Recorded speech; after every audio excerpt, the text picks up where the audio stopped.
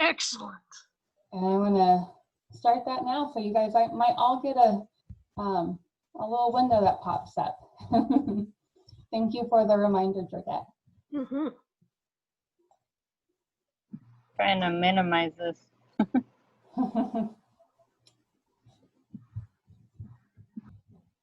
Right.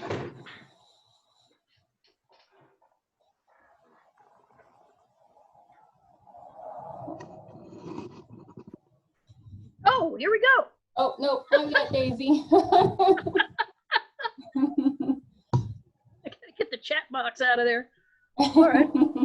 Yeah, I'm gonna try to get this chat box out because looks like it's. I don't know if there's a way to do it. Let's see. Can we go back to the other one because Yes, please, Daisy. I hope you can go backwards. Yes, she will. I think Okay. she's using a different device, so she's figuring it out right now. All right, good, good. There we go. Here we are. Excellent. All right. Well, we got someone from everywhere. We got California, Nevada, Oregon, Toronto, and New Jersey. And So who's from Toronto? Who's from Toronto? I hope she feels comfortable. You're more than welcome to Let's see. unmute yourself, Sharuka, if I'm saying that correctly. Hi, it's Sharuka. Wow. Welcome. Hello. I lived in Toronto for a while. Oh, that's nice. My son is just sleeping next door. Oh, I see. wake him. Okay. Yeah. Yeah, I have relatives in Toronto. Okay. Yeah, I'm a San Jose student. I'm just finishing up my program. Excellent, excellent. Your master's in library science? Yeah. I have Excellent. one more semester. All right, good for you. Yeah.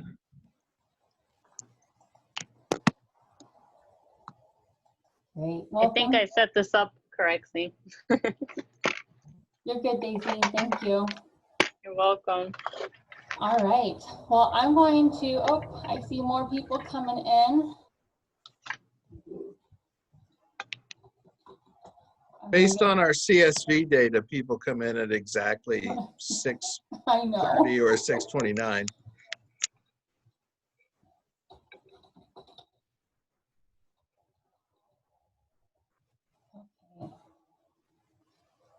I'm going to start my little spiel to give Jordet as much time. So thank you everyone who's here and those who are coming in. We're so excited to have you.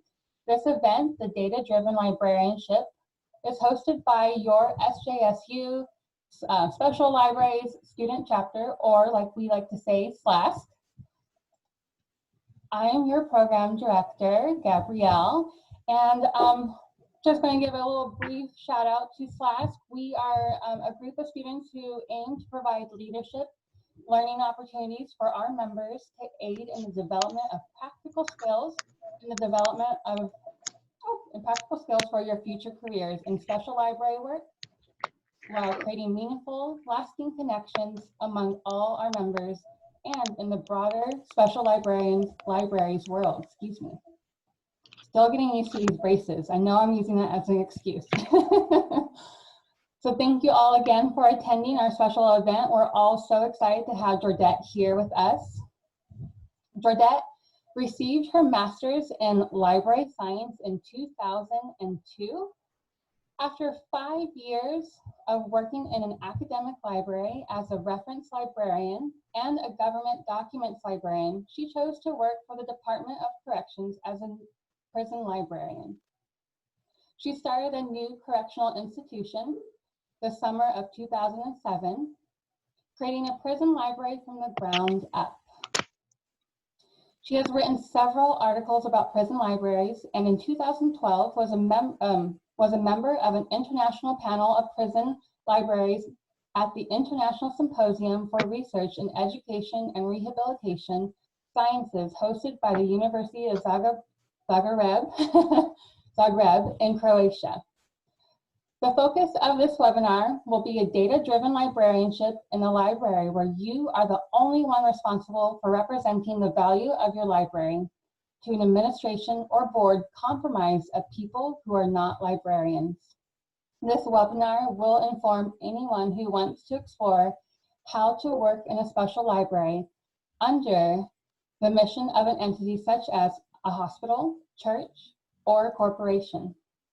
The prison library will be used as its primary example how to measure success in a special library. We do ask that you save your questions for the end. If you'd like to use the chat box to write down your questions so it doesn't escape you, you're more than welcome to. The programming staff will be keeping an eye on that, and we'll present those to Jordet if we have time at the end of her presentation. We are also recording this and we'll be uploading it to our YouTube channel. So for those of you who didn't get the introduction, you can always go back and review that later. Without further ado, Jordet, please welcome Jordet for the Data-Driven Librarianship. All right, thank you so much. Thank you, Special Library Association Student Chapter of San Jose State University, for inviting me to present special libraries and data-driven librarianship. Now, what I'm going to present to you has to do with the beginning of understanding data analytics. If anyone already knows about data analytics, it's only going to be limited to the Excel use, and not all those other fancy tools that real data analytic folks have access to. I have been on the front lines of librarianship. I have worked for 13 years as a prison librarian, and I love my job. I love my job. The reason I love my job is because I was a single person, one-person library. I was the only manager. So it was like being in the Garden of Eden, where I could build my collection up the way I thought was going to really serve the inmates in the prison that I was at. But there was one thing that I found difficult, and that was the monthly report, and then at the end of the year, the annual report. And the reason it was difficult is because when I asked the other 12 libraries in my state, they're not librarians, but they're library coordinators. I asked them, would you send me a copy of your monthly report? And they all did. And you know what? It was nothing but bean counting. I was so dismayed. There were no trends. It was not evidence-based practice like the job description mentioned. It was just how many photocopies were made, what was the photocopy machine number at the beginning of the month, and how many notaries were done, and how many people came into the library to use the law library. And so I thought to myself, what is this going on here? And so when I handed in my first draft, I was just kind of like, well, you know, here's what I have. The manager just put it aside and said, that's very nice. Thank you very much. How are you liking your job here? And are you getting along? And how are you interfacing with the inmates? And it was all just like a chit chat. And I'm going like, wow, this is nice, I guess. And everyone was friendly, but you know what? They didn't know anything about libraries. And so I thought to myself, for my sake, as well as for the future of my library, I'm going to find out how I can do data-driven librarianship, which is an expression that comes from the National Institute of Corrections, that they invited me to participate in a national survey. So I'm using their phrase, but basically it's evidence-based practice. So I realized that it's you cannot depend upon the goodwill of your manager or of all the people in the hierarchy because when the budget cuts come, which came in 2008, 2009, your library is a target. And I think that this is true of our future. All libraries will need to defend themselves as to why they're better than Wikipedia or better than Google. And the professions understand this, like the medical profession and the business profession. They have databases, but in special libraries, such as a church library, corporation library, and medical library, which is the most common library, special library, they might not know how important a librarian is, because we are knowledge managers, and we're going into a world where there's going to be more and more and more data, and it's going to flood everybody, and we're the ones that should be able to organize it in such a way that we can offer insights. So there are three. Let's just go to the next slide, and then I can start with the overview. So that this slide tells you the beginning, the orientation towards data-driven librarianship. So a special library is, I'm going to give you this right off the bat, and then we're going to compare special libraries to public libraries and academic libraries, because it's so important that we understand the organization that we are working with. So the first thing, when a special library, what you need is the nomenclature of the industry or the organization. And this is a way of understanding the organization. You have to understand the organization in order to get anything out of the data that you're going to gather. And part of the understanding of the organization is, how do you fit in the mission of the organization? So you've got to know the vision, the mission, and the values of your organization.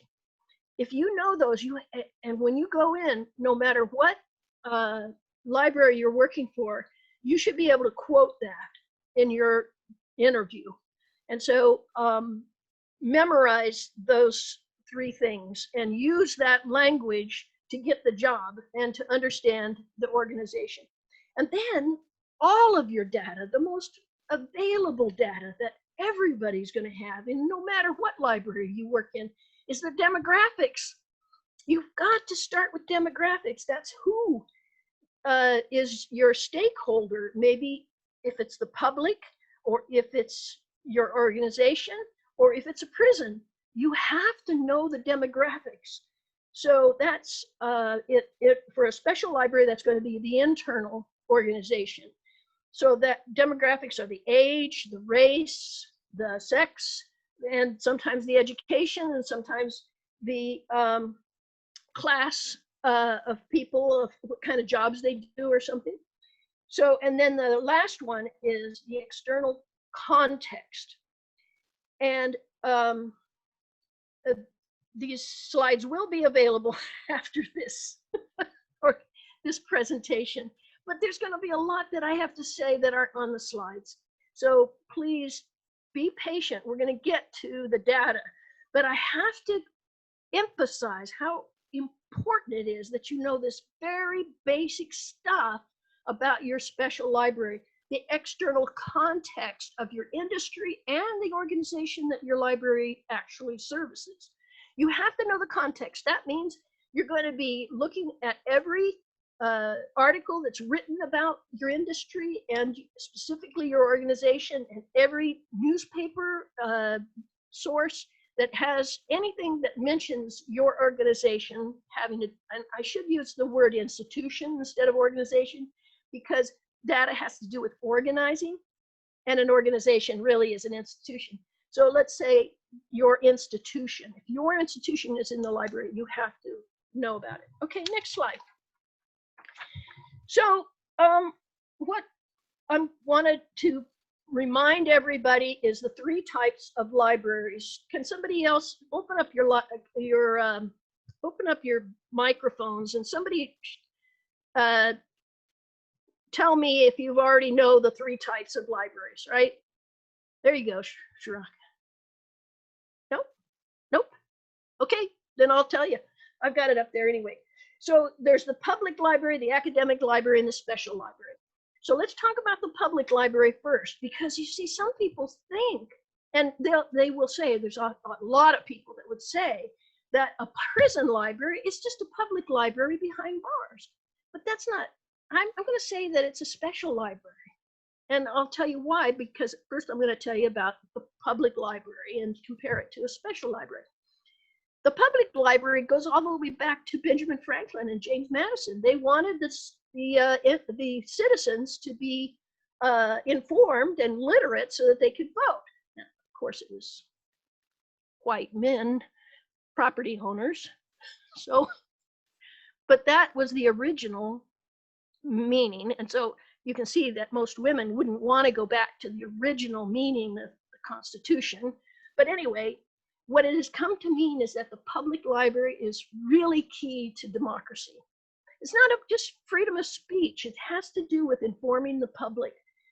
And the other thing that's really important about the public library is that they are a building, and it's local in a town or city, or maybe it's a county library.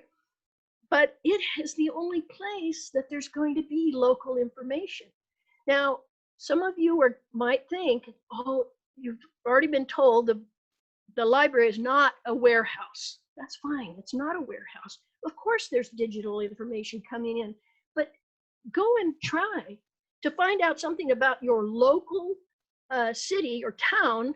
Probably you could get city on the internet, but I live in a town of about 6,000 people. And the only thing I can get is the Chamber of Commerce. And it's really the local library that's going to have the history of the place.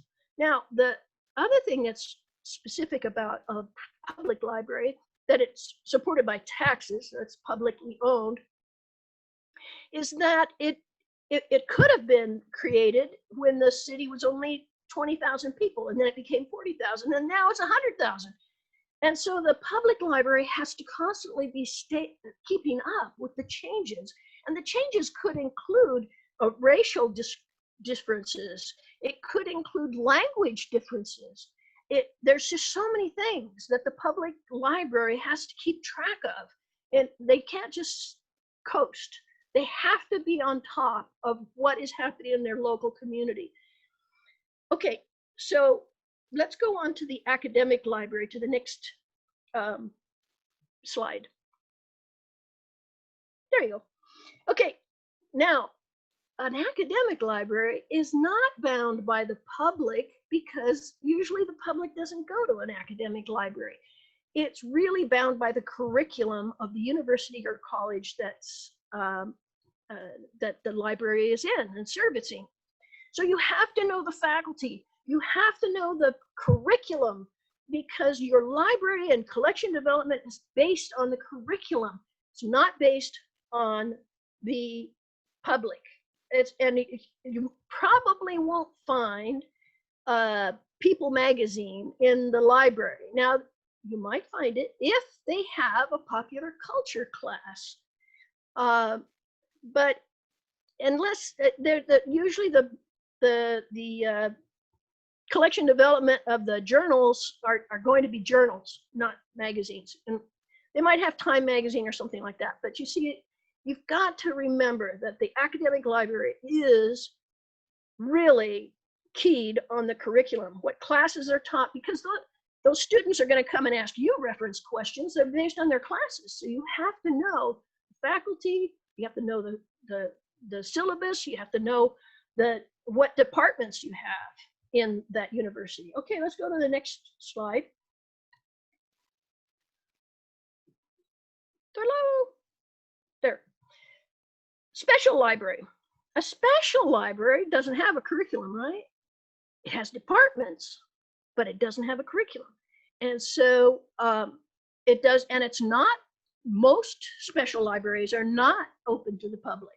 They might be, like a medical library might have a door that opens into the lobby, and patients, families can come in and find out about the particular problem that their patient might be having to deal with.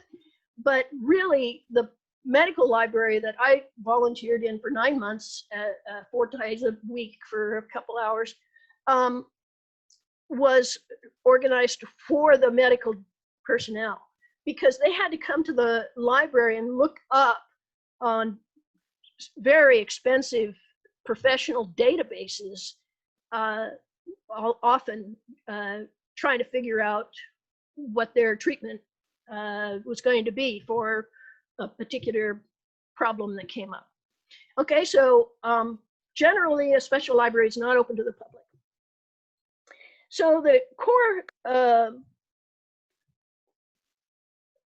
need is to understand the organization, and then understand the kind of data that you can have or that you can collect. So the nomenclature is key to a controlled vocabulary. You have to know the vocabulary of your industry. And then you need to support the mission, because the mission is key to how you're going to group your data and how you're going to recognize clusters of your data. And then the mission informs the collection development that's intended for internal stakeholders. Let's go to the next slide. Okay, so now we're going to get to the prison library to talk about how we're going to recognize the data we need and apply it to try to get some insights. So let's go to the next slide. Okay. So in a prison library, there is state prisons. In every state, there are state prisons. And those state prisons are all run by the Department of Corrections, DOC. So you can look up any state in the union and put DOC, and up will come the Department of Corrections. And each state is going to have a different criminal theory about what are prisons for. Now, some states, usually in the South, think prisons are for punishment. But there are other states, say in the Pacific Northwest, that think that prisons are for rehabilitation. And then there's a whole mixture of both of those worldviews clashing constantly in all the policies that are happening in prisons nowadays. So the thing that's important about the prison library is that it comes from a paramilitary culture. And so all the officers wear uniforms, whereas the staff doesn't have to wear a uniform, but we have to dance with this hierarchical structure, and they follow a chain of command. And so you're going to have to follow a chain of command. And you know, the story about the chain of command is it's only as strong as its weakest link. You've heard that. It's only as strong as its weakest link. How weak is that? That is not very strong. It's not very resilient. And so if one person or if one department blows it, the whole thing falls apart. So it's good to have a chain of command when there's an emergency, like a military war, or if it's a concert, or if it's a theater. It's always good to have a chain of command. But libraries, you have to be able to understand the chain of command and respect it. But you can be an island of support in that environment. Okay, now the first thing you do in a prison library is to understand the theory of criminality, which comes out in their vision statement, their mission statement, and their values. Now, the thing that's really important about this particular vision statement, it says to reduce the prison population. If it stopped right there, it wouldn't be saying very much, but it goes on to say through rehabilitation and successful reentry. So in our prison, the superintendent says, look, we might not be able to fix these guys, but by golly, when they come to us in one condition, they should leave in better condition, not worse. So the whole idea was rehabilitation, not gladiator school, where they come and learn how to be a criminal. The mission: promote public safety by holding offenders accountable for their actions. If it were just that, it would be a punishment model. And reducing the risk of future criminal behavior. It's still a retributive sentence. If it just says reduce the risk of future criminal behavior, well, let's just give them 39 lashes. No, through successful rehabilitation. So that's another key to what you're going to be able to latch onto as a special library in a prison. Our values: pro-social learning environment. Bingo! You've got yourself a library, a special learning library. So, you want to turn, when you have a pro-social learning environment, that's what you can do with your prison library. Okay. Now you understand the organization. The next thing you have to understand is the data. What data can you get? What data is available, and what data does the library need to have? So you want to turn data into insights, and that is so hard. And the place we're going in this century is going to be so confused about insights.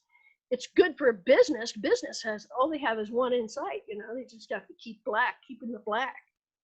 It's a black and white type of special library. So if you work in a corporate library, let me tell you, get paid big bucks, but there's big turnover too. Because if you start losing your insight, it's time to get a different librarian. So you have to identify the major categories that the data is going to fall into, the patterns. You have to be looking for patterns, and then you look for trends over time. So the trends are going to be, well, you just record the data. At the end of the year, you see if any of the data is turning into a trend. Insights are guided by values, and that's why you have to know the values of your organization, because you got to talk in that language. You can't say, well, I value checking out books, so therefore I'm going to count how many books we checked out this month, and how much. The value that I'm going for is reading, because it's a pro-social activity. It's not just entertainment. If you go to a prison and they say, oh, you can work in the recreation library, don't take it if you want to keep interested in your job, because a recreation library has just reduced you to only dealing with entertainment, and you're not going to survive. That's the danger of losing prison libraries, is that if they label you as an entertainment source, let me tell you, cable television is a lot cheaper than hiring a library coordinator. And then, do you value rehabilitation or retribution? If you value retribution, you know what you're going to do? You're going to put the book all about all the little bugs that live on our skin. You're going to put that in the segregation cell. That's retribution. That's punishment. You're going to put the book on wallpaper. How do you wallpaper a house inside of a room from the 1950s? That's retribution. You don't give a rip about the people in segregation. You're just sending the books that aren't any good over there. Next slide. New slide. There. Now we come to the knowledge pyramid.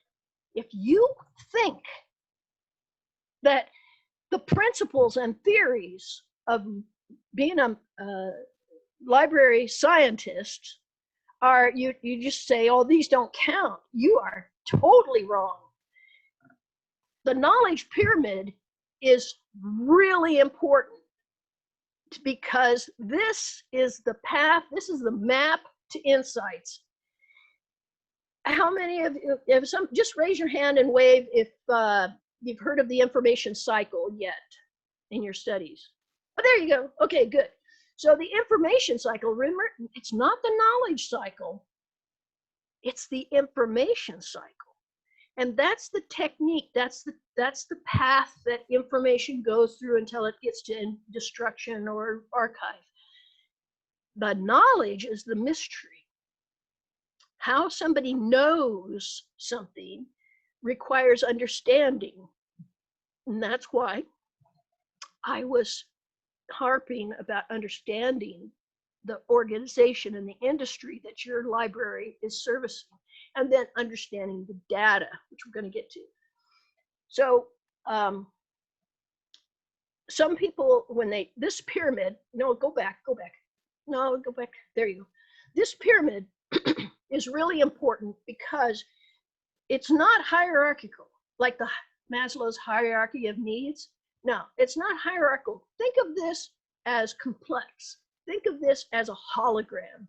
And this particular rendition, see, I put the name of this guy who came up with this, and you should write him down if you want to know about knowledge. It's K-V-A-E-S. I don't even know what language it's in. But he has been able to do this pyramid in a way that is much more helpful. It's a map to understand the data that you have. Okay, so the data is a bunch of numbers. Information is when it's March 29th, 1961. And then knowledge might be, that's my birthday. But it's not really, because if you knew everything about me, and you knew where I lived, how much I weighed, what's my race, what's my language, what's my education, you would only have a stack of data, information about me, but you would not know me. You see, knowledge takes understanding. So you understand more about motives, and you understand more. And in order to have that understanding, it requires investment. And it's emotional, right? When you know someone, you're emotional. So how do you get to wisdom? Now, the people that came up with this pyramid was right after World War II. They said, well, after you have knowledge, then wisdom is putting it to use. But let me give you an example of why that's not true. So you got the data about sound waves, and you've got the data about sonar. So you put it all together and you come up with this sonar machine that can put sound waves out. Now you want to test it out, so you put it to use. You put it in a submarine, you go under the water and you shoot it, and it, wow, look how far it travels. So you're getting to know it, but you don't have another submarine to hit to figure out if you can disable it with sonar. And so you shoot a whale.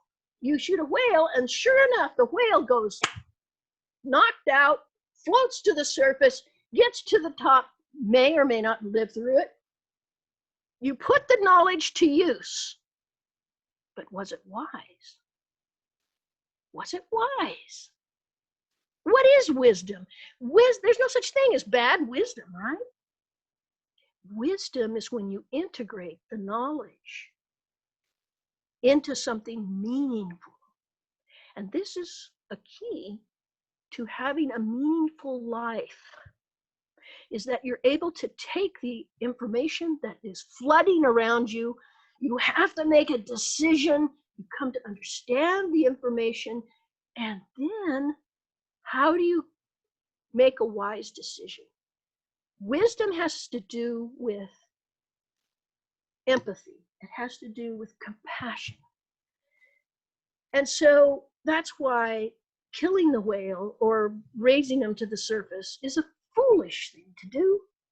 It's not wisdom. And we need insight. Insight has to do with wisdom. And that's what we're going to try to do today. Now we can go to the next slide. This is the data that I have. Okay, this is example that I have to get. Now, where are we? Oh, it's almost 7. Okay, we can probably do this in 10 minutes. Okay, so the major categories. First, you get all this data, and you have to figure out the major categories as your data is in. Okay, so where did my data come from? I had first of all, I had law library requests where they state why they want to come to the law library. Then I had a sign-in sheet that said that yes, they did come, and a sign-out sheet and for how long they stayed. And then I have a receipt if they paid anything for a mail out or if they paid for photocopies. And then I have all this data that's in paper because we're in a prison and they don't have access to anything digital. And so I have to digitize it. So I know where this data, I keep the paper data and I have to translate it into digital, and then I start playing with it in Excel.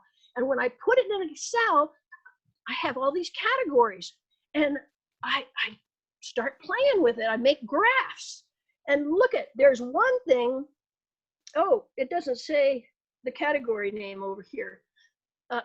What it is that more than half of this pie here, the chocolate part, is issues of incarceration, which is what the law library is supposed to do, right? It's a law library.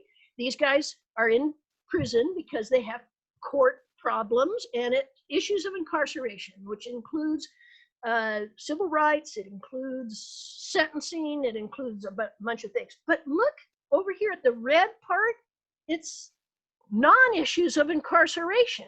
I was wondering what we were so busy doing that wasn't issues of incarcerations. I knew there were a lot of divorces. And then down here at the little golden piece is the civil suits. Okay, now to tell you why I chose to take that particular piece out.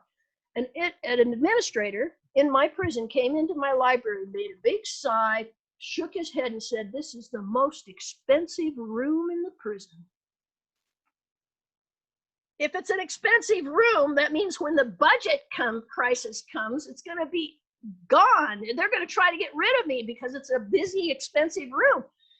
And so I knew what he was talking about. He was talking about the lawsuits. And so I put the suits in the little gold piece here to prove to him that's only 8% of everything that the law library does. And he had completely reduced the benefit, the purpose of the law library. That's where inmates go to sue DOC. Next slide. Got 10 minutes. Okay, so here's the issues of incarceration, 52%. Now look at the second one down, post-conviction. That means how much they're, how many days, how many years they're going to be on parole or post-prison supervision. It's $25 a day. When they come in and see at the very bottom, the longest one is amended sentence. Okay, so they know they're guilty, but gosh, 10 years? Really? 10 years for this? Can't you see how can I get that reduced? How much money does it cost for a prisoner to be in prison? In my state, $84 a day. Now, it's not a very fair assessment because that includes the utilities. Come on, everybody has to have the utilities on, even the people who work there.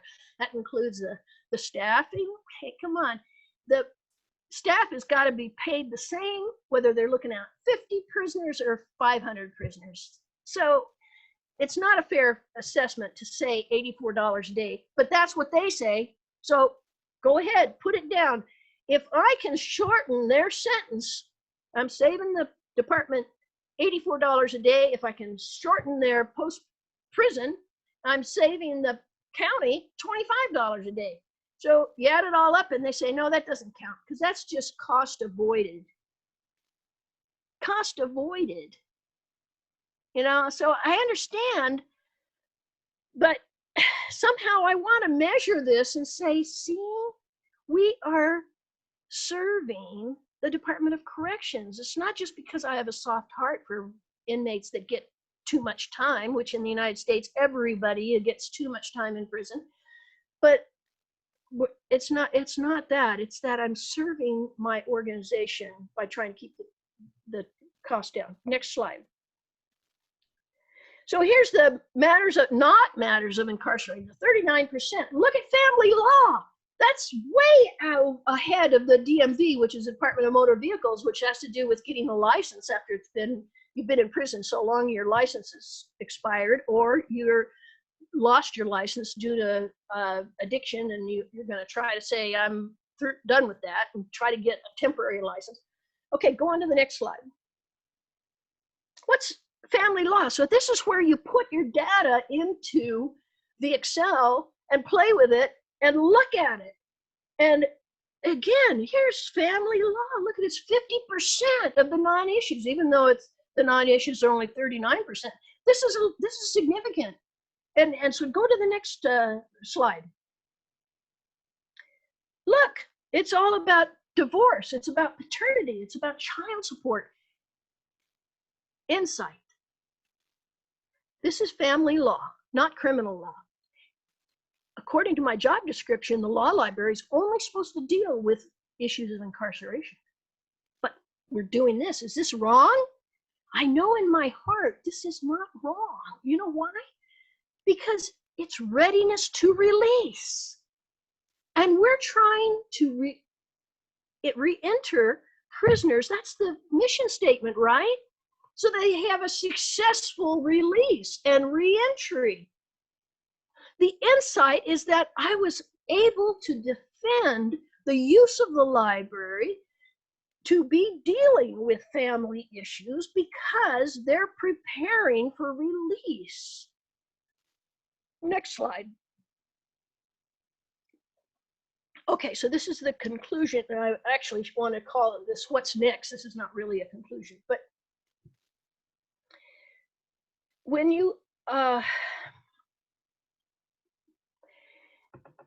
you're gathering data, you have to have curiosity. And that curiosity is to try to find the quality of good data. And so you want to look for data, you want to grab it, then you want to store it in a place that you can find it. Like I had cardboard boxes for all that paper, and then it was easier to digitize it. And then, so you find out what data you have, and now comes the part about being a librarian. And this part is not recognizing what data you have. The talent that you're supposed to graduate with is knowing what data you need. It's easy to say what data you don't have. Well, I don't know exactly how many blah, blah, blah beans there are over there. You need to know what data you need to further your insight. Okay, so you count everything at regular intervals so that you can determine trends. When you do your monthly report, you just don't file it away. You dig it out at the end, do your annual report, you look for trends.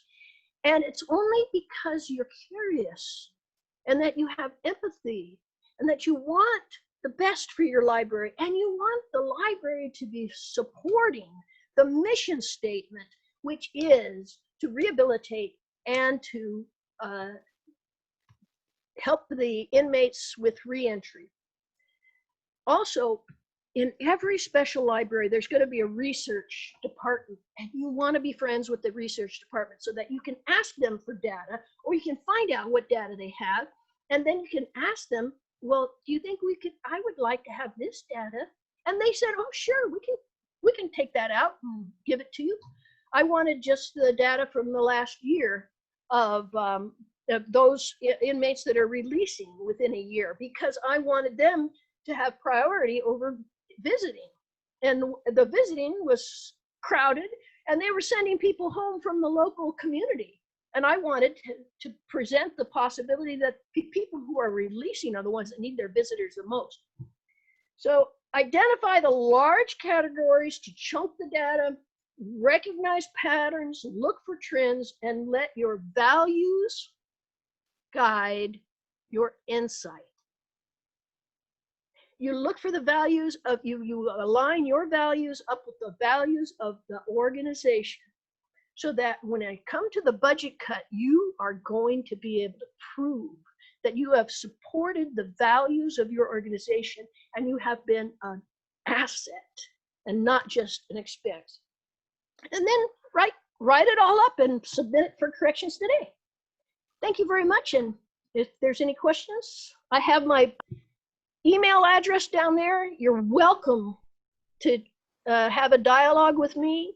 Send me questions if you want to jjordet@gmail.com. And any questions? What do we have? Thank you so much, Jordet. I have gone ahead and entered the email address, and she would like the subject line to say, in quotes, San Jose SLA. And we also have a survey link down below. If you guys could click that link. We can also get you the access to the slides if you go through that link for us. So now we can open the floor for people. You can raise your hand with the Zoom feature or enter it in the chat box. And we'll unmute you. Don't be shy. So Max says, what kinds of patterns or trends do you look at?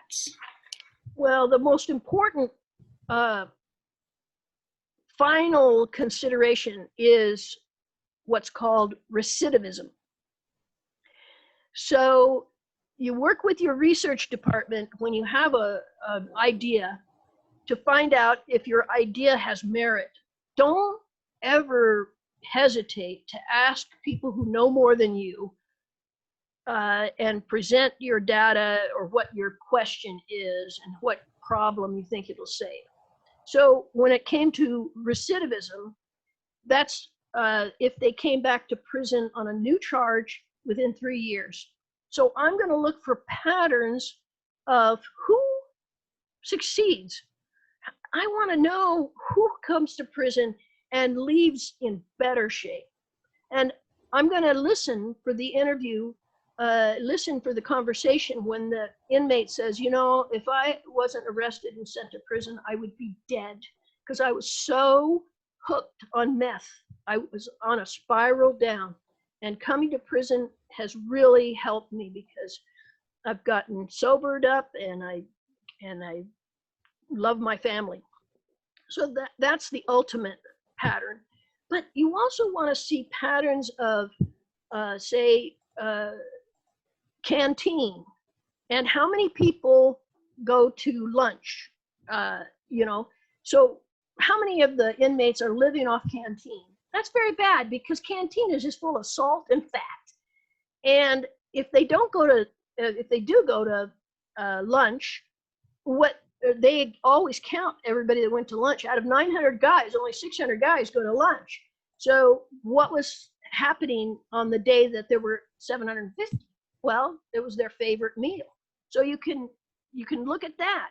And then you, when you go to a meeting, or if there's something that comes up and about how they have to make their meals out of a particular menu, and that menu is got to be able to feed these guys for $1.25 a meal, then you can start asking, well, what's it based on? It's based on 2,000 calories. Well, if you give them a pack of sugar and a couple of pads of butter, you know, you're covering up your calories, but it's not healthy. Yeah. So you're always looking for the patterns that are going to make the environment more pro-social and more humane. Thank you. We have a question from Sadie. Go ahead and unmute. Okay, yeah. I love how passionate you are about your work. I think it's awesome. I was curious to hear how you got into your current position, or like how you discovered prison libraries. Well, I was working in a university library, and basically, or it was a community college library, and basically what was happening is they were doing Walmart type of hiring, which means they're never going to give you full-time work. And then when they did hire full-time work, it was somebody from another place. They didn't hire the part-time people to go into full-time work. So it was like really everybody was getting antsy, and I knew wanted to get out of there because I had 2 kids and I needed to have a full-time job.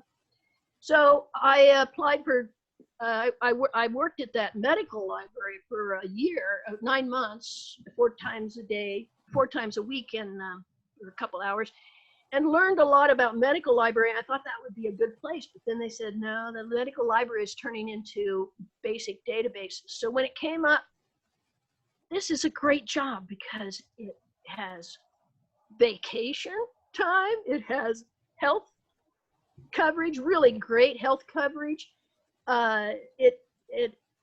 It's really a pays enough to actually be a living wage. So I did my research. You got to do research when you're going to get a job in a special library. You've got to do your research on the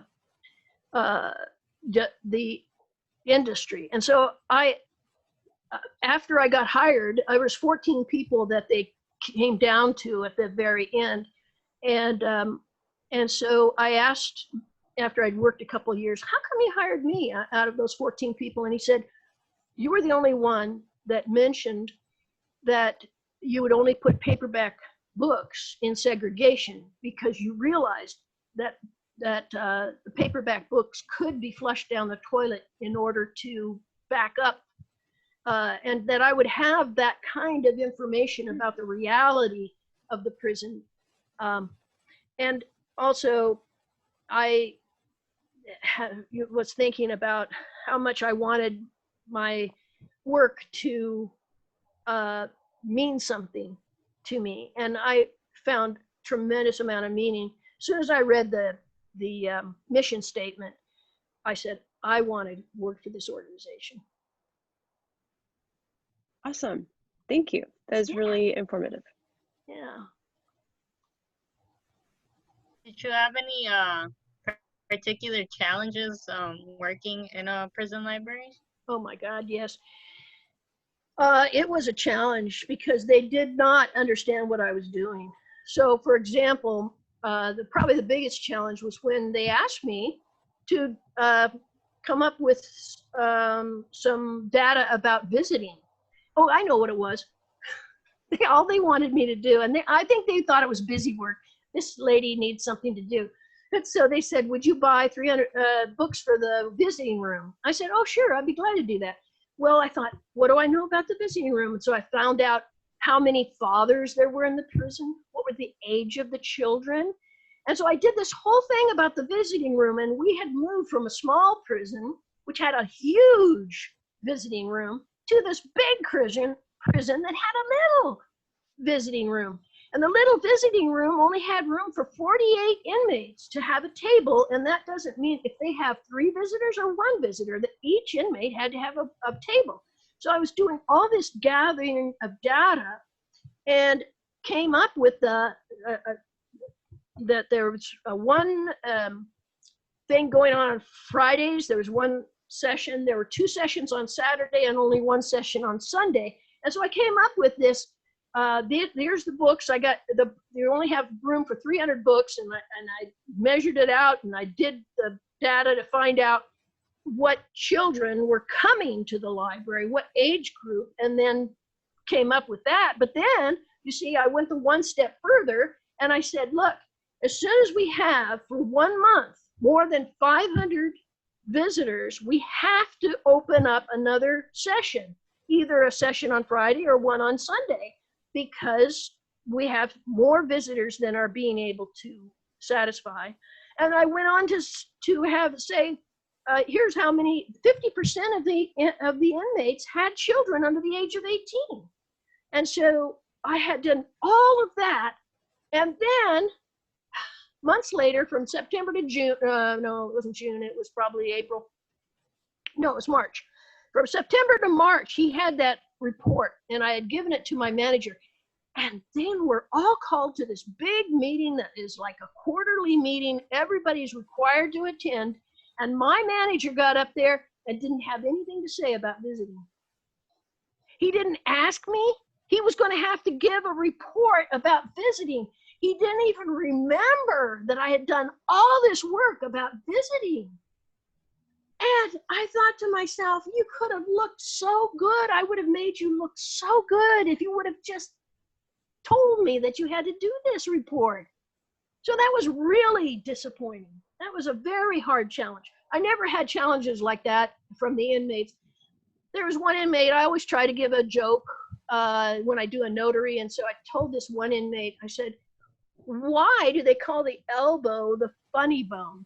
And he looked at me, he had a bad attitude. He looked at me with a really mean look. And he says, because I think it would be funny if I broke your arm. And I said, oh, well, they call it the funny bone because it's connected to the humerus, which I see you don't have much humor. So the inmates were never the problem. It was always administration. That actually leads us to Max's question. He was wondering if it's intimidating working with inmates. Not at all. If you create a pro-social environment, and when they come in, I say, hi, I have never seen you in the library before. Is this your first time? Oh yeah, this is my first time. Well, do you like to read? No, I don't like to read. Well, it's okay, but if you think you like to read, I've got books. How can I help you? So just being able to be friendly just melts their defenses, and they know it's a safe place. This one inmate thought I was being rude to him because I didn't want to notarize his affidavit. And he said, and he started having an argument with me. And I said, I'm sorry, but you were over there. You were telling him what to write. He wrote it. I don't feel comfortable giving you a notary. He says, you have to do this. I said, no, I don't actually. The rules of my notary says that if I don't feel right about doing it, I don't have to do it. You can do it someplace else. And I said, I'm afraid I'm going to have to call security if you don't choose to leave right now, because this isn't going anywhere. And he says, I'm not leaving. So I called security. I said, would you like to escort this guy out? Boy, I tell you, they took him out, and then they came back. Was he disrespectful? Was he disrespectful? I said, no, he wasn't disrespectful. We had a difference of opinion. And he thought I was being discriminating against him when, in fact, he was acting like a criminal, and I didn't feel right notarizing something as the truth when he had dictated it to this other guy right over there at the table. So the inmates know that you have something they want, and that they were always polite, and that was one of the worst things that happened once. I think just your presence there also is inspirational to them, just so that they can get the education they want. Yeah, well, because they don't have anything else to really interest them around the prison aside from maybe exercise. But also I had a book club, and I actually limited it to people who had some college. There was a volunteer who was a medical doctor, and he wanted to run a book club, and he would buy the books. So we had between 9 and 12 inmates. They all had some college, and they had opportunity to meet with like-minded people, and be able to really investigate. We read the book Sapiens. You know that book? Mm-hmm. It's thick. It's thick. It's a really great book, isn't it? And so I also did a Kwanzaa group of African-American men that were interested in knowing more about Kwanzaa and how to, I think I might not be saying that right, but anyway, I managed to do something positive in that regard. So they knew that my intent was always to do something that was meaningful to me, and it was meaningful to them that I cared so much. Thank you. The hiring process is not as long as an academic, that's on the chat there. How long is the hiring process? Let me tell you, to be a prison librarian, they don't care if you have a master's degree. Don't even mention it. Because it's a great job to have, but you have to have heart for the guys. If you can have heart for these criminals, because you don't know what their crime is and you don't need to know, They are there for a sentence. They're not there for punishment. So I had a go on. question about do you have to create do you create programs for them, like aside from just having them come into the library? Do you do any special programs for them? Well, the book program was one, and the also the reading challenge was a type of program. Now, I was only librarian for 900 guys, and and I had to run both libraries, the law library and the general library. And there was absolutely no expectation from my boss that I would take on any programs. But I did the Kwanzaa and I did the book group, but I every year would do the reading challenge. And the thing is, it's really a great system. I was going to present it as an example, but basically what it is, you ask the inmates to put their name, their unit, what book they read, how many pages they read, and then you have the genre. So at the end of the challenge, you have all this data, and the data tells you what they're reading. I mean, I did a survey and I asked them to, out of a list of maybe 20 genres, to list their most favorite to their least favorite on a scale of 1 to 10. And then I weighted it so that the highest, they usually liked horror, would get 10 points, and the least favorite would get 1 point. And so I was able to determine what they said they liked, but I found out there were inmates that were going around and gathering the survey and filling it out so that they could, weight it themselves. And so, but then you could count up the pages and give the unit that read the most pages and the unit that read the most books, because sometimes you could read 10 books and it was only like 400 pages or so, because Westerns are so quick. But anyway, so I did some programs, but what I'm working on with the National Institute of Corrections is trying to get the library, the general library, to be recognized as a release program. And then they could structure in time and appreciation and agreement that I could do release programs. I mean, they have their own release programs, but there's so many things that could be done by the library, and I just didn't have time to do a lot of programs. But that's what the goal is to make the library a release program so that when inmates come, they will be able to learn something that's going to help them once they release. And that's going to increase the value to the organization. Well, thank you, Jordet. We are approaching 7:30. Mm-hmm. Any last questions? We do have one more question from I Jennifer. think there was one. Okay. How many staff persons worked at the library, and how was the workload?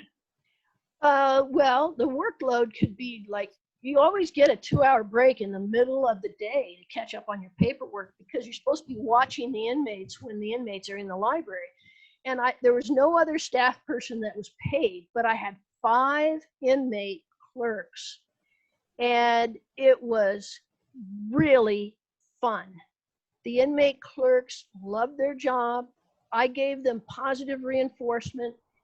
Sometimes my boss would say, "How long has that inmate worked there?" And I say, "Well, maybe about 18 months. And he says, "Well, he's getting too comfortable. We should get somebody else." And I said, "Well, don't you want these guys to realize how to keep a job?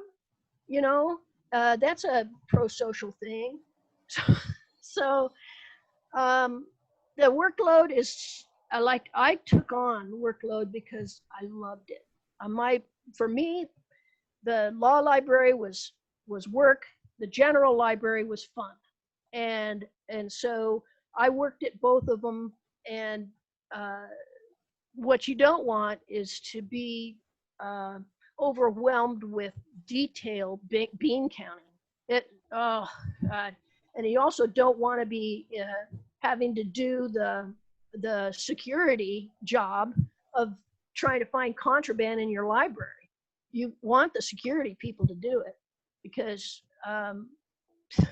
can you imagine going through every book and looking for sandpaper or looking for fantasy baseball bids or stuff like that? So the workload was not too much, but in order to make your job meaningful, I found that I wanted to take on more. Thank you.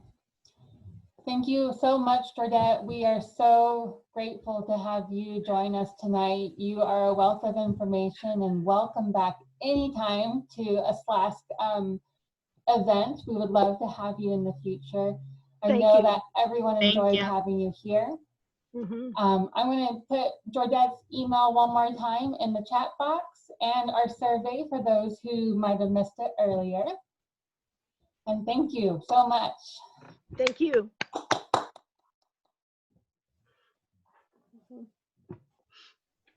All right. I'm going to stop the recording, and I'll stay on for a little bit longer.